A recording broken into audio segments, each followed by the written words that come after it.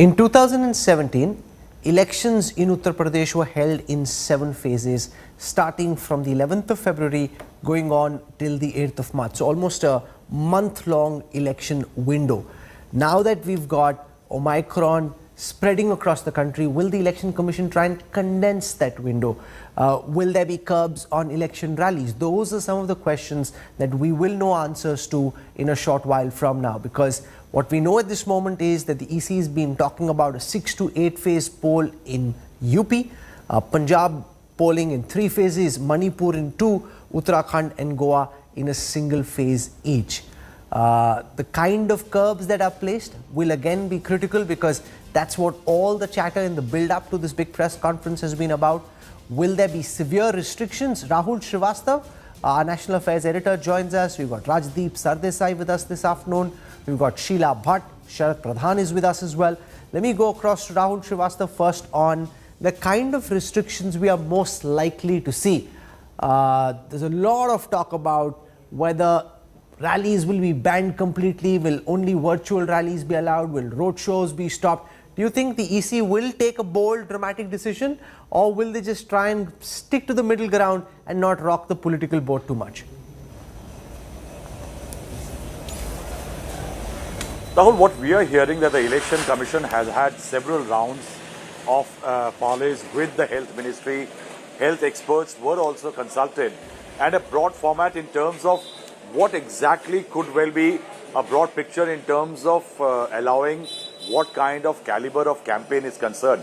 But it's slightly unclear that can the Election Commission, with a faster spreading variant of COVID on the ground, numbers increasing by 55 to 56% in very short span time, can the Election Commission allow political rallies? Because political rallies, Rahul, are very difficult to manage, because political rallies always have that window in which parties can say, we didn't invite many, it was up to the state administration and others, it was volunteers and people who are our supporters, they came to the rally. It's a slightly difficult to manage element where it lot depends on the police administration and which party, and there is a lot of tutu meme possible in that. Also, road shows have emerged as a major crisis. Election Commission in its meetings has talked about road shows, because that's where the real interface happens, when the politicians draw large crowds, and crowds are surging around the convoys of political parties. Now, in that scenario, one thing which is very clear, Rahul, that there are going to be very, very strong restrictions on the number of people who are attending. Whether there will be a blanket ban is something which one doesn't know, because in the last meeting, in the last 2 days, which have happened between EC and the Health Ministry, after that what has transpired, one doesn't know. But there were very strong view in the Election Commission till 2 days ago that there have to be some very strong restrictions as far as the crowds and the number of people to be allowed, and then also the number of rallies and others which can be held during the election campaign. One we haven't seen, Rajdeep, the Election Commission take very dramatic decisions of late, which would inconvenience the political establishment. They've been kind of going with the flow without rocking the boat too much. Is that the way it's likely to stay, or do you think that the EC, given the fact that Omicron is spreading in the way that it is, really has no option but to do something big and bold? I think they have no option but to do something big and bold. I don't think this is an issue where you are actually confronting the political class, because I would like to believe that the political class will also recognize that, God forbid, if Omicron, the contagion keeps going out of control, you will actually thank the Election Commission if they put in strong rules and regulations. Look, the Election Commission needs to finally recognize that once the code of conduct comes in place, they are in charge. In recent times, there have been question marks over whether the Election Commission has shown the necessary spine. There was the case of Ashok Lavasa, the former election commissioner, who was actually eventually moved out because he was seen to be inconvenient and taking on the establishment. So that clearly sent out the wrong signal. But I'd like to believe that given the extraordinary times in which we live, the Election Commission will have to act. Yesterday, Prashant Kishore, the poll strategist, had an interesting suggestion on Twitter that the elections must begin in the poll-bound states only when 80% vaccination is complete in those states. Now, Goa, which is going to the polls along with the other states, has 97% double vaccination. So, Goa is one state where you could comfortably go and hold an election tomorrow. On but the not other hand, really, Punjab because given and the Uttar fact that Pradesh Omicron is not providing, there's no immunity even if you're double vaccinated or even if you had the Delta variant immunity, against Rahul, Omicron. but no hospitalization. Sure. But what is becoming increasingly clear is while Omicron while double vaccination does not provide you immunity against getting Omicron, there is a very negligible chance of you being hospitalized with serious illness if you are double vaccinated. That's also becoming clearer. Now that's where I'm saying that in states where the vaccination levels haven't reached 75 or 80%, can you push the administration, maybe delay the polls by a couple of weeks, 4 weeks, hold Goa and Manipur maybe right away if Manipur has reached that level of vaccination, and then go to the other states? Is that possible? Could you have an election where you finish Goa possibly right away in the month of January and push the administrations of the other state to complete their vaccination, let's say by the middle of February? It's possible. The government has done a remarkable job in the last few months of pushing ahead with vaccinations. We've achieved the last, I think, 25 crore vaccinations took barely 28 days. So it's possible. All we need is some kind of target set by the Election Commission. They've got to do it. You're saying, my view is the Election Commission has a great chance to retrieve its image as a true neutral umpire in this election. Okay, we'll find out soon. My sense is they'll impose some curbs and restrictions, but they won't do anything bold and dramatic because the Netas want these rallies to happen. Ultimately, it gives Sharad Pradhan politicians the opportunity of mobilizing their voters. If everybody is sitting at home, they are thanda, they're not connected to the political process, Netas fear whether they'll show up in vote and counting day, and at that moment, polling is what matters to them more than anything else. They'll never admit this, they'll never say so on TV, but that is what drives them, and therefore there are competing factors at play. Given what you understand of the state of play in Uttar Pradesh at this moment, what's your sense of how this election is shaping up, Sharad?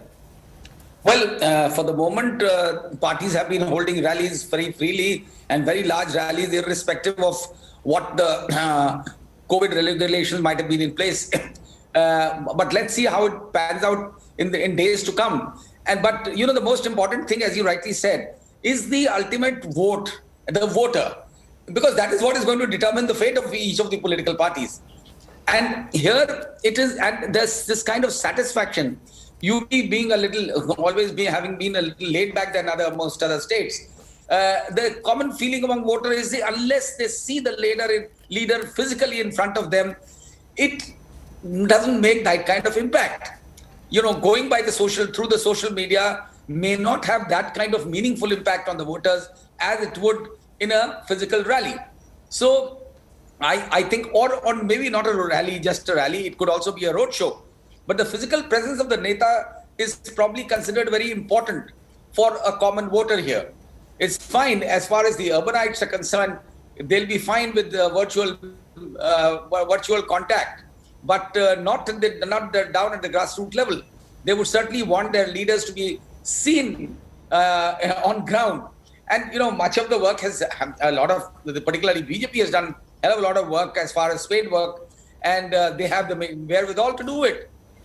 And even through, as I said earlier, carpet bombing of advertisements, they have been able to reach out to their voters. Sheila, but to convey what's what they your wish to. sense of the national ramifications of this contest? BJP in power in 4 or 5 states. It's only in Punjab where the BJP isn't in power. So in that sense, the challenge for the ruling party will be to hold on to as many of these states as possible because they're the ones who are in pole position at the moment.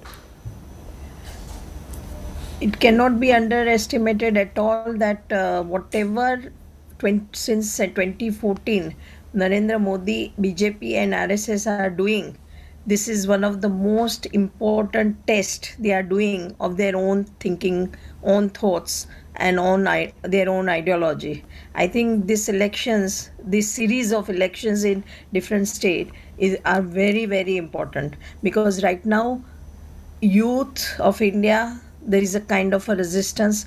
There are secular liberal forces, they are against whatever BJP stands for and the ruling party. So it is so huge, this election. All elections are important, and this is a cliche to say, but these are more important because recently Narendra Modi has taken 2-3 such steps, like participating in a 3-hour long corridor inauguration. It had a real big impact all over India. People saw, and now he has changed his own image also. He's taking a new avatar also of a public imaging. And Rahul, this is I think if we take a cutoff mark of election after emergency, I think this election is a very different election, because this is a kind of a designer election for all parties. And I think BJP definitely has a wherewithal and a lot of resources, but I do not think that at all that Congress is having a some kind of a crisis of money or resources, or even Akhilesh Yadav, because this is a very interesting election for that reason that SP, BSP and all other non-BJP parties are backed by a very resourceful, creative, imaginative and committed people with conviction of secular liberal forces. And I think on Twitter they are really having an upper hand. So I think this election is a kind of a designer election where you see video from Priyanka Gandhi every other day, which has a drone video images shot with help of drone camera and all, and Akhilesh Yadav is also doing the same thing. So I think this is a very interesting election. Okay, but with all respect, Twitter is not India, and you can have a fancy drone share out, but you need boots on the ground. That's why I'm saying. No, but they are, see, what Yogi is doing in Delhi newspapers, the advertisements he's giving, 10 years back, no UP chief minister did that. So I'm saying a lot more is happening at a different level. I agree totally. I'm of an opinion that Twitter is not that important as ground, but they are camouflaging. All political parties are trying to camouflage the real story of their own standing before okay, the so I want to show people. viewers now what different that players are saying right ahead of the announcement of elections. Let's take a look at what some of the key newsmakers and players in the electoral fray are saying. इतने लोगों को मार दिया, जिंदा मर गए, लाशें बह रही थी गंगा में। क्या हिंदू होने पर शर्म नहीं आती बीजेपी को? हिंदू दल कह रहे हैं, और बताओ बॉडी जली नहीं, दफना दिया गया। क्या जवाब दिया सरकार ने? इससे बड़ा झूठ सरकार नहीं बोल सकती। कहती कि उन लोगों की परंपरा ये है। क्या वो सुप्रीम कोर्ट की नहीं जानते जजमेंट? सुप्रीम कोर्ट ने कहा है कि कोई भी डेड बॉडी, लाश गंगा में नहीं बह सकती है। आपने क्या सुप्रीम कोर्ट ने ये नहीं दे दिया आदेश? क्या कहते हैं? हाँ, वो परंपरा थी। इतना बड़ा झूठ बोल रहे हैं भारतीय जनता पार्टी के लोग। और लाश जब जल नहीं थी, लकड़ी नहीं दे पाई सरकार, कहा कि हम फ्री लकड़ी देंगे। लकड़ी कहां दी इन्होंने? और जब ज्यादा बॉडी जल नहीं थी, यही जगह है बगल में जहां टीन शेड लगा रही थी भारतीय जनता पार्टी। और पहली बार भारतीय जनता पार्टी की सरकार में हुआ होगा कि लोग शमशान में मर गए फिर घर गए। ऐसा कभी भी सरकारों में नहीं हुआ। गंगा के तटवर्ती क्षेत्र हो या कोई भी बड़ी नदी हो, उसके तटवर्ती क्षेत्र में एक बड़ा समुदाय ऐसा है जो अंतिम संस्कार की कार्रवाई एक निश्चित मुहूर्त में गंगा में प्रवाह करके करता है या नदियों में प्रवाह करके करता है। आज भी हिंदू पद्धति में 3 प्रकार से अंतिम संस्कार की कार्रवाई होती है। एक अग्नि संस्कार के माध्यम से, एक भू समाधि के माध्यम से, और तीसरा जल प्रवाह के माध्यम से। ये तीनों प्रकार की पद्धतियां प्रचलित हैं। कोविड के दौरान कोरोना से भी मौत हुई हैं, नॉन कोरोना से भी मौत हुई हैं। दोनों प्रकार की मौतें हुई हैं, आप इसको भी नज़रअंदाज नहीं कर सकते। तीसरा, ये कह देना कि ये पहली बार हो रहा है, गंगा में प्रवाहित कर दिया या फलानी नदी में प्रवाहित कर दिया है, मुझे लगता है कि वास्तविकता को झुठलाने जैसा है, और ये पहली बार नहीं हुआ है।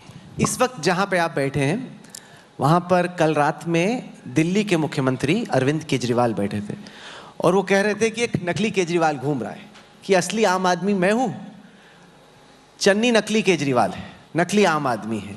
जहां मैं जाना चाहता हूं, अगर ऑटो वालों से मिलने के लिए मैं जा रहा हूं, चन्नी को पता चलता है, पहले चन्नी पहुंच जाता है। कि जो आम आदमी पार्टी करना चाह रही थी, आप चाहते हो कि कांग्रेस में रहते हुए आम आदमी पार्टी के एजेंडे पे आप चल जाओ। कल केजरीवाल जी आए थे तो आप उनको ये ड्रामा और भंगड़े के साथ लाए थे? भांगड़ा आता है उनको भांगड़ा करना? मैं यही पूछ रहा हूँ ना, आप उनको भंगड़े के साथ नहीं लेकर आए ना, क्योंकि आपको पता है ये पंजाबी नहीं है। आपने उसको पंगड़ा डालने के नहीं बोला ना, आपको पता है इसको क्या पता है पंगड़ा क्या चीज़ होती है। आप मुझे क्यों यहाँ लेकर, आप मेरे लिए पंगड़ा क्यों डाल रहे हो? मेरे लिए मेरे गांव की बात क्यों करते हो? लोग मेरे से आम आदमी की क्यों बात करते हैं, गरीब की क्यों बात करते हैं? उनको पता है ये गरीबी से उठा है, उनको पता है इसको पंगड़ा भी आता है, ये गाने भी सुनता है, ये काम भी करता है, ये मजदूरी भी इसने करके देखी है, इसलिए मेरे से पंजाब की बात करते हो। वो लोग यहाँ से जाकर पंजाब को समझना चाहते हैं, पंजाब पे कब्जा करना चाहते हैं, राज करना चाहते हैं वहाँ। अरे हमें पंजाब का पता है, हम पंजाबी हैं, हमें पता है क्या समस्याएं हैं हमारी। आप छोड़ो हमें, हम खुद अपना मैनेज आप कर लेंगे अपना घर, हमें अपना घर चलाना आता है, हम बहुत अच्छी तरीके से चलाएंगे। आपको कोशिश करनी थी, आप कर चुके, लास्ट बार भी कर चुके, इस बार भी कर चुके। आप अब अंग्रेज़ों से हम कितने परेशान थे, पूरे देश ने अंग्रेज़ों को निकाला, अब ये बाहर से हमारे ही अंग्रेज मन करे आगे पंजाब में कि हम पंजाब में हम राज करेंगे। अच्छा, ये इंटरेस्टिंग है, वो आपको नकली केजरीवाल कहता है, आप उनको नकली पंजाबी बोल रहे हो। नहीं, पहले उसने मुझे कहा कि ये नकली आम आदमी, फिर उसको समझ आई यार मैं गलत कह गया, ये तो खुद आम आदमी है, मैं आम आदमी नहीं हूँ। फिर उसने कहा नहीं ये नकली केजरीवाल है। अरे मैं अब नकली केजरीवाल क्यों बनूँ भाई? मैं कोई नकलिया थोड़ा ही हूँ, मैं तो असलियत में हूँ, पंजाबी और पंजाब के लोगों का आम आदमी। ये लोग ड्रामा करते हैं, एक बंदा पोज करता है कि मैं ये हूँ, दूसरा एक्चुअल में है, तो मैं उसकी जगह क्यों जाऊँ? मैं अपनी जगह टिके। नहीं, पर यह भी तो हकीकत है कि जो आम आदमी पार्टी का एजेंडा है पंजाब में, आपके जो कदम रहे हैं, आपके जो फैसले रहे हैं, वो उसी एजेंडे पे। आप बिजली कम करने की बात करते हो, बिजली का जो बिल है वो कम करने की बात करते हो, आप जिन स्कीम्स की चर्चा कर रहे हो बार बार, वो एक कहीं ना कहीं आम आदमी पार्टी का जो विजन है या मैनिफेस्टो है, लगता है कि उसी को कॉपी करने की एक कोशिश है। ऐसा क्यों होता है कि जब ये बात निकलती है कि केजरीवाल जा रहे हैं ऑटो वालों से मिलने के लिए, तो चन्नी केजरीवाल के ऑटो वालों के पास पहुंचने से पहले खुद पहुंच जाता है वहाँ? अरे अब केजरीवाल को क्या पता कैसे रिक्शा चलाया जाता है, मैंने तो चलाया है ना। अब असली में मैंने पढ़ा था, आपने असली में चलाया ऑटो रिक्शा? ऑटो रिक्शा तो तब होते ही नहीं थे ना, मैं तो रिक्शा चलाया है। जो मतलब ऐसा है कि मेरे पिताजी का टेंट हाउस था, अब जिसका टेंट हाउस होगा वो टेंट भी लगाएगा, दरियाँ भी बिछाएगा और उसको ले जाने के लिए रिक्शा भी चलाएगा। उस समय इतने बड़े नौकर तो होते नहीं थे ना, कि आजकल तो टेंट हाउस भी दिल्ली में जो है वो तो टेंट वाला बाद में आता है, पहले तो 2-4 ट्रक आते हैं। वहाँ हमारे तो एक ट्राली पे या एक रिक्शा रेडी पे ही सामान जाता था, तो मैं रिक्शा रेडी पे सामान लेकर जाता था। मुझे पता है रिक्शा कैसे चलता है, मुझे पता है टेंट कैसे चलते हैं। अब ये कहते हैं जी इसको क्या क्या पता है। अरे जिसने गरीबी से निकलना है उस लड़के को पूछो, जो गरीबी से निकल के आया है, उसको क्या क्या पापड़ बेलने पड़ते हैं। आज जिसका शोरूम है उससे पहले उसका खोखा था, उससे पहले उसने फड़ी लगाई हुई थी, वो फड़ी से खोखे पे आया है, खोखे से शोरूम पे गया है, उससे आगे बढ़ रहा है। गरीब आदमी को स्टेप बाय स्टेप बढ़ना पड़ता है। ये जो पैराशूट वाले हैं ये समझते हैं ये इसने क्या क्या किया है यार। अरे करना पड़ता है सब कुछ ज़िंदगी में। जब ज़िंदगी में आप आगे बढ़ोगे तो आपको नीचे से उठना है, तो हर स्टेप पे आपको काम करके ऊपर जाना है और हर स्टेप की आपको समझ आती है। हमें पंजाबियों को वो हर चीज़ की समझ है। अब ये कहते हैं कि ये क्या क्या करते हैं, हमारा एजेंडा लेते हैं। हमारा एजेंडा उनका एजेंडा नहीं है, ये हमारी समस्याएं हैं जिनको हम हल कर रहे हैं। वो लोग तो आकर सर्वे कराकर पता करते हैं कि इनकी समस्या क्या है पंजाबियों की। हमें खुद का अपनी समस्या का पता है, तो हम अपनी Let's go across straight to the Election Commission's office, where we're seeing the 3 election commissioners now enter for this big press conference. In a short while from now, we will know the exact polling schedule. Remember, Sushil Chandra is the Chief Election Commissioner. He's the 24th CEC of India. He is a 1980 batch IRS officer. He's been an election commissioner since the 15th of February 2019. The second election commissioner is Rajiv Kumar. He took charge as EC on the 1st of September last year. And the last election commissioner, the third election commissioner is Anup Chandra Pandey. He is an IAS 1984 batch officer of the Uttar Pradesh cadre. He joined the election commission in June on the 9th in 2021. So the election commission all set for this big press conference. Will the number of phases of polls be reduced? Last time Uttar Pradesh went to polls in 7 phases, starting from the 11th of February. The last phase was on the 8th of March. Counting of votes took place on the 11th of March. The announcement of polls is delayed by a few days in comparison with the past. The one conspiracy theory to look out for, I'm not certain it will happen like that, but it's being spoken of a lot in political circles, is whether the sequence in which the phases happen changes. So instead of starting from the west, do they start from the east? Because if that happens, it will lead to a lot of chatter. It may not happen, but that's been spoken of in Lucknow quite a bit. We've got Aishwarya Paliwal joining us from outside the Election Commission. She's tracking this press conference for us. Aishwarya, all set? Do you have any andar ki khabar from the 3 election commissioners about the kind of restrictions that will be placed in the process of campaigning and polling, or will there be only very bare minimum notional restrictions? Well, let me tell you, Gaurav, this time around, the guidelines will be put in place, and not just the guidelines, the Election Commission will also make sure that apart from the guidelines, the enforcement is also done to the T. We all remember what happened in the case of Bengal. In fact, the Calcutta High Court had reprimanded the Election Commission, going ahead and calling the Election Commission irresponsible. Now, that's something which the Commission does not want. Why? This is why we'll see that the Commission in the guidelines will also put the onus on the political parties. The Commission very clearly will tell the parties that the onus also lies on you. Commission wants to make sure that there should be no third wave because of the elections, especially in the state of Uttar Pradesh. Gaurav. Rajdeep is with us. Rajdeep, your sense of how changing the number of phases of polls will make a difference, will it? Because if the change is only from 7 to say 6, then it doesn't really turn very much materially on the ground. If there is a big change, that could have an impact. Does Rajdeep hear me, or Rajdeep can't hear me at this moment? Rajdeep? Okay, let me put that question meanwhile to Rahul Srivastav. Will some of these tweaks to the poll schedule make an impact, or do you think just unnecessary airtime and there's too much ink that's spilled over these topics and they don't make that much of a difference in the end? Netas think they do, but do you really think they do?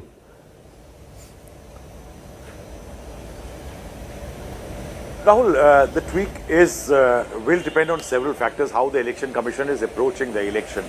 If there are lesser phases, then what the Election Commission is looking at is the possibility of having lesser election-related activity, get it over with quickly.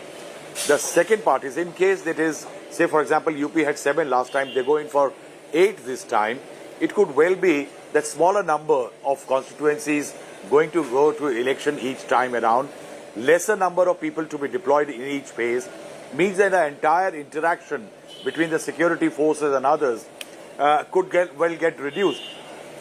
But what we are being told, that if election polling booths are going to be increased, because you need to adhere to the protocols, in that scenario, you may have to spread the entire election exercise. So whether it's going to be 7 or 8, that seems to be a more likely possibility than it is being constricted to just 5 or 6 in UP especially. Okay, I just want to walk across to the election intelligence dashboard and give our viewers a sense of the starting scoreline. Now, what happens over the next month and a half, we will track very closely, but I'll take you through where things stand at the start. So in Uttar Pradesh, first, what's changed between last time and now is that in 2017, Akhilesh Yadav and Rahul Gandhi were in alliance. Now the Samajwadi Party has stitched out alliances with smaller local parties, with the RLD in Western Uttar Pradesh. They've got Rajbhar with them. of the Rajbar community in the hope that they can get the Rajbar vote to the BSP, to the Yadav Muslim combination that they carry with them to the elections. But here is the ask, and this is critical. The SP starts out with 28% of the vote share. The BJP allies start out with 40% plus. This will require a monumental shift for the BJP to fall enough from 41 down to the late 20s, for the SP to rise from the late 20s to the mid 30s, for the end result in Uttar Pradesh to change. Remember, they have a 100-seat plus gap between where they are and where they need to be to form the government. And therefore, Sharad Pradhan, this will be important. The BJP has the luxury of being able to fall. Of course, they don't want to, but they have the luxury of cushion to be able to take a bit of a hit because they've been in power for 5 years and yet come back to power. If this was a cricket match, Akhilesh Yadav really needs to hit 4 fours or 4 sixes in that 1 over. So it's a really very high asking rate for the Samajwadi Party in this cricket match in Uttar Pradesh. Well, the reality is that this is not a cricket match. And in elections, this is possible, which may be most unlikely on a cricket field. So there have been number of such instances where parties have, exchanged places simply because of a sudden surge of votes in their favor, and they might have been rocked at the rock bottom and suddenly they rise onto power. Well, in UP, that is not the scenario that appears at the moment. But there, let me tell you, there is also a lot of anti-incumbency, and that has been visible. I have traveled across to a large part of eastern UP, and the youth there seem to be pretty angry with the present ruling dispensation simply because of increasing unemployment. On the contrary, the government, on the other hand, government has been propagating, Yogi Adityanath has been claiming that he's created 4.5 lakh jobs. So people are generally asking, where are those jobs? And the government has no reply. And who has got those jobs? It's been repeatedly asked from the government to spell out give out a list of people in the public domain. So that is if you go by by the last 3 elections, generally the election has not been to vote somebody to power. It has been more to vote out somebody out from power. Whether it was Mulayam in 2007, it was Mayawati in 2012, and it was Akhilesh in 2017. In fact, not since 1989 has any incumbent chief minister been voted back to power in the state of Uttar Pradesh. So there's a bit of electoral history that Yogi Adityanath will need to upturn if the BJP needs to be voted back to power. The other factor, of course, is the impact that this threat to the Prime Minister's life in Punjab, the breach in the security of the Prime Minister's convoy could have in the election. Rahul Srivastav, you've been traveling through Uttar Pradesh. Is there any buzz or any conversation about this threat to the Prime Minister's life and the manner in which all BJP chief ministers have been going from mandir to mandir, praying for a long life for the Prime Minister? How is that playing itself out in the political narrative of the towns and villages that you're visiting? Rahul, that's one interesting element which has emerged in this election in the last 2-3 days. These Yagya and the Mahayags and others which are happening, one a bit of a mobilizer. It's a mobilizer for voters who might be dormant right now, might be taking it easy, it's raining, it's winters. But beyond that, what one can see is there is a sympathy factor the BJP is trying to building, presenting Prime Minister Narendra Modi as somewhat of an underdog. If you recall, Satyapal Malik recently made a statement that the Prime Minister is arrogant, he doesn't listen to people. I think the BJP, what it is doing, using this, that how the Prime Minister has been targeted by political opponents, that narrative the BJP is definitely trying to build. If you go across to those yatras that the BJP has organized, at the tail end of them, what we find that this is being made a talking point by BJP netas. In several mohallas, I see that while the yatra is traveling, BJP netas, leaders are talking about the fact that how the Congress party... 3 election commissioners coming out for this press conference. In 2017, UP went to polls in 7 phases, Uttarakhand in 1, Punjab in 1, Manipur in 2, Goa in 1, it will be interesting to see what they do this time round. The three gentlemen that you're seeing, Sushil Chandra, the Chief Election Commissioner in the middle, flanking him Rajiv Kumar, the second Election Commissioner, and Anup Chandra Pandey, the third. So let's now, for a moment, listen to Sushil Chandra, the Chief Election Commissioner, as he gets set to begin this big press conference. He's the 24th Chief Election Commissioner of India, a 1980 badge IRS officer. He became an election commissioner in 2019 in February. He's been a member of the Delimitation Commission, was in the income tax department for about 4 decades. He was also the CBDT chairperson. Photographers की सहूलियत के लिए हम ये name plate जरा से Sushil Chandra is a BTech from IIT Roorkee. And it will be interesting to see the kind of restrictions that are imposed by the Election Commission on political parties and netas for the campaigning that they do. Let's listen in. Rajiv Kumar ji, Election Commissioner.